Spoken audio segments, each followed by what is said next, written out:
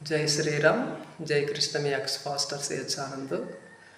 నేను క్రైస్తవ్యాన్ని విడిచిపెట్టాక మన సనాతన ధర్మంలోకి వచ్చాక బైబిల్ గురించినటువంటి అనేకమైన ప్రశ్నలకు సమాధానాలకు జవాబిస్తూ నేను క్రైస్తవ్యాన్ని విడిచిపెట్టేసేసి ఒక దొంగలాగా తప్పించుకొని వెళ్ళిపోకుండా క్రైస్తవంలో జరుగుతున్నటువంటి మోసాలన్నింటిని కూడా హిందువులకు తెలియజేసి మత మార్పులు జరగకుండా ఆపాలని ఒక మంచి సాక్షిగా నేను నిలబడి ఛానల్ పెట్టి రన్ చేస్తూ ఉన్నాను. కానీ నాకు ఆర్థికంగా సపోర్టు అందడం లేదు, ఆర్థిక సపోర్టు చేయటం లేదు. ఒక సెకండ్ హ్యాండ్ వెహికల్ కొనాలని ఎంతగానో ప్రయత్నించాను. కొంత అమౌంట్ చేరింది, ఇంకా 8,000 దాకా చేరాలి. అయితే అమౌంట్ చేరేలాగా కనిపించడం, సపోర్ట్ అనేది నాకు సరైన సపోర్ట్ లేదు. చాలామంది మన హిందూ బంధువులు వెనక్కి వెళ్ళిపోతున్నారు, ఆర్థికంగా సపోర్ట్ చేయడానికి ఇష్టపడడం లేదు.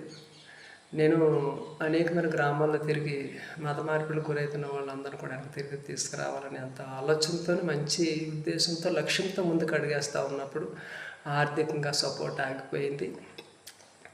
జై శ్రీరామ్. నేను తర్వాత మాట్లాడతాను. బైబిల్ ప్రకారంగా లోతు భార్య ఉప్పు స్తంభం అయిందా? లోతు భార్య ఉప్పు స్తంభం అయిందా? ఒక పర్వతం మీద సైంటిస్టులు, ఇంకా ఇజ్రాయేల్ ప్రజలు, క్రైస్తవులు, ఇంకా మత మార్పిడికి గురైనటువంటి పాస్టర్లు ఒక సెల్ను చూపించి ఈమె లోతు భార్య అని చెప్తూ ఉంటారు. అది అబద్ధము. నిజానికి బైబిల్ ప్రకారంగా లోతు భార్య ఎక్కడ ఉప్పు స్తంభం అయింది, అసలు ఉప్పు స్తంభం అంటే ఏంటి, ఎలా చనిపోయింది, ఎలా ఈడిపోయారు, పట్టిని విడిచిపెట్టి బయటకు ఎలా వచ్చారని బైబిల్ ప్రకారంగా నేను ఒక వీడియో చేశాను. కింద ఉంది, లింక్ ఇచ్చాను. ఆ వీడియో చూడండి, లైక్ చేయండి, షేర్ చేయండి, సపోర్ట్ చేయండి. అంతేకాకుండా నేను క్రైస్తవం నుంచి బయటకు వచ్చాక హైదరాబాద్ నుంచి ఆంధ్ర రావడం జరిగిందనమాట. వచ్చి నేను ఎన్నో కష్టాలు పడి ఒక ఇల్లు తీసుకొని ఇక్కడ స్థిరపడడం జరిగింది. జాబ్ గురించి ట్రై చేస్తూ ఉన్నాను. ఆర్థికంగా వెనకబడి ఉన్నాను. రెంట్ కూడా కట్టలేనటువంటి పరిస్థితి, వెహికల్ కొనలేనటువంటి పరిస్థితి, పాపకి ఫీజు కట్టలేనటువంటి పరిస్థితి.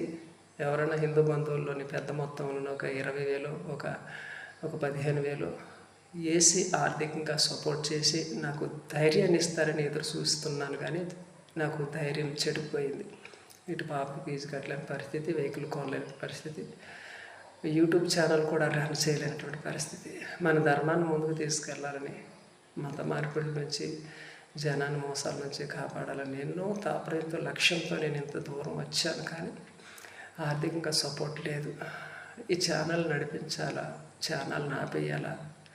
ఆర్థికంగా సపోర్ట్ లేనప్పుడు ఛానల్ రన్ చేయలేం, ధర్మాన్ని ముందుకు తీసుకుని వెళ్ళాం, సాక్ష్యాన్ని ముందుకు పంచుకోలేము. కనుక ఆర్థికంగా